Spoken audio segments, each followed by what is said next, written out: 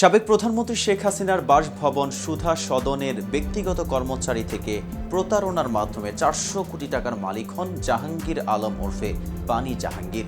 বাড়ি গাড়ি সহ তার রয়েছে বিপুল সম্পদ। আলোচিত এই ব্যক্তির বিরুদ্ধে মুদ্রা পাচারের অভিযোগ অনুসন্ধানের সিদ্ধান্ত নিয়েছে পুলিশের অপরাধ তদন্ত বিভাগ। পানি জাহাঙ্গীরের সেই অভিযোগ নিয়েই বিস্তারিত থাকছে প্রতিবেদনের বাকি অংশে। আরকেটিভি নিউজ 24 চ্যানেল থেকে আপনাদের সাথে আছি আমি মেহেদি হাসান।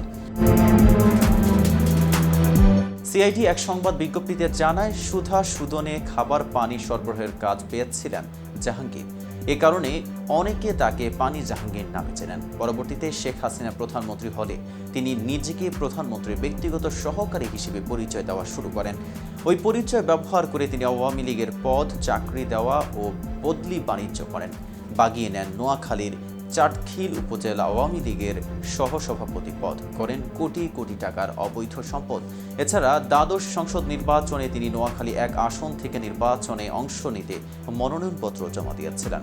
বিভিন্ন মাধ্যম থেকে জানা যায়, জাহাঙ্গীরের স্ত্রী কামরুন নাহারের নামে রয়েছে 7,30,00,000 টাকার সম্পদ। এর মধ্যে ধানমন্ডিতে 2,360 বর্গফুটের একটি ফ্ল্যাট, একটি গাড়ি, বিভিন্ন ব্যবসায় মূলধন 73 লাখ টাকা এবং ব্যাংকে 1,17,00,000 টাকা রয়েছে। জাহাঙ্গীরের নামে তার এলাকায় 4 কোটি টাকার কৃষি ও অকৃষি জমি, মোহাম্মদপুর ও নিউ মার্কেটে 2টি দোকান, মিরপুরে 7তলা ভবন ও 2টি ফ্ল্যাট, গ্রামের বাড়িতে 1তলা ভবন এবং চাটখিলে পৈতৃক ভিটায় 4তলা বাড়ি রয়েছে। এছাড়াও তার পরিবারের একটি 8তলা বাড়ি রয়েছে নোয়াখালীর মাইজদির হরিনারায়ণপুর এলাকায়, যার 19টি ফ্ল্যাটের মধ্যে 18টি ভাড়া দেওয়া আছে। জাহাঙ্গীর একে রিয়েল এস্টেট লিমিটেড নামের একটি ডেভেলপার কোম্পানির মালিক এবং হুন্ডির মাধ্যমে বিপুল পরিমাণ অর্থ যুক্তরাষ্ট্রে পাচার করেছেন বলেও জানা যায়। এদিকে খাগড়াছড়ি সদরে পিটুনিতে শিক্ষকের মৃত্যুর ঘটনার জেরে পাহাড়ি বাঙালি দুই পক্ষের সংঘর্ষের ঘটনায় 4 সদস্যের তদন্ত কমিটি গঠন করা হয়েছে। খাগড়াছড়ির অতিরিক্ত জেলা ম্যাজিস্ট্রেটকে প্রধান করে 4 সদস্যের তদন্ত কমিটির কথা জানান জেলা প্রশাসক মোহাম্মদ শহীদুজ্জামান। পরিস্থিতি স্বাভাবিক না হওয়া পর্যন্ত 144 ধারা জারি করবে বলে জানানো হয়। খাগড়াছড়ির জেলা প্রশাসক মোহাম্মদ শহীদুজ্জামান বলেন, আমরা ক্ষতিগ্রস্ত এলাকা ঘুরে দেখেছি। ক্ষয়ক্ষতি নিরূপণের জন্য কমিটি করা হয়েছে।